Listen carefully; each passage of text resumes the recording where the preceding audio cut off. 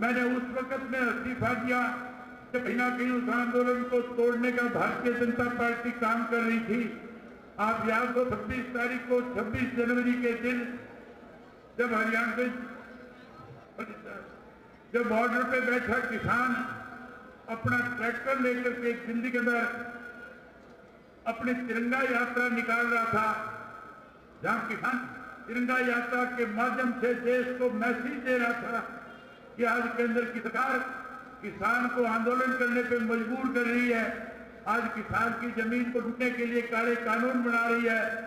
आज किसान उस खेत का मजदूर मालिक जो था मजदूर बन जाए, इसके लिए इस तरह के कानून हमारे ऊपर थोपना चाहती है। उसके विरोध के अंदर लाखों किसान जो अपने अपने ट्रैक्टर पे बैठ करके जहां दिल्ली के लोगों का दिल जीतने का काम कर रहे थे, वहीं पूरी दुनिया को इस बात का संदेश दे रहे थे, प्रधानमंत्री से आग्रह कर रहे थे, कह रहे थे कि आप इन काले कानूनों को वापस लें, चाहे काले कानून वापस लेने का काम करें।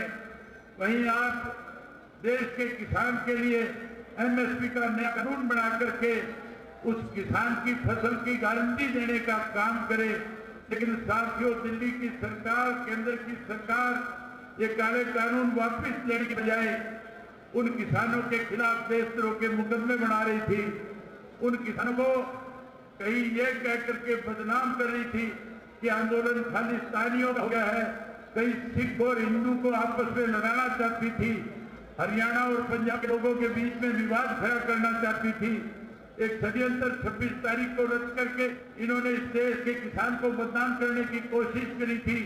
मैंने उससे पहले ये बात कही थी कि अगर 26 तारीख तक ये काले कानून वापस नहीं ले लिए जाएंगे तो मैं 27 तारीख को असेंबली में जाकर के स्पीकर को अपना इस्तीफा सौंपने का काम करूंगा।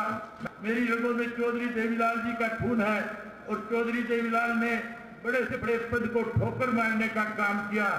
चौधरी देवीलाल ने प्रधानमंत्री के पद को भी, अपने ताज को भी वीपी सिंह के सर पे रखने का काम किया था।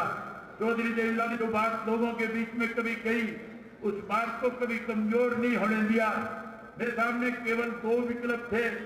एक विकल्प था कि मैं विधायक के पद पे बना रहूं और दूसरा विकल्प था कि मैं चौधरी देवीलाल की नीतियों को आगे बढ़ाने का काम करूं। चौधरी देवीलाल की नीतियों को आगे बढ़ाने के लिए मुझे कुर्सी छोड़नी थी। मैंने कुर्सी छोड़ करके किसान के साथ खड़े होने का काम किया। इस किसान को आज देश की सरकार कमजोर करने की कोशिश कर रही है। मैं उम्मीद करूंगा कि हमारे इलाके का एक एक किसान जो है, फसल की कटाई का समय आने वाला है, उसको चिंता करने की जरूरत नहीं है।